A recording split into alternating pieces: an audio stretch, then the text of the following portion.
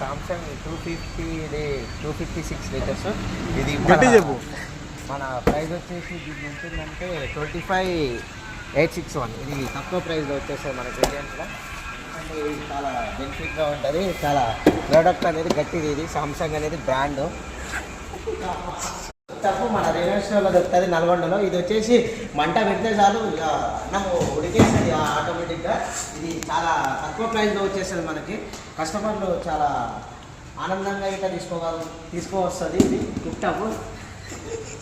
ఇది వచ్చేసి మనకి ఇది 5 కేజీల కూరైనా 10 కేజీల కూరైనా ఒక 5 నిమిషాలలో ఉడికేస్తుంది.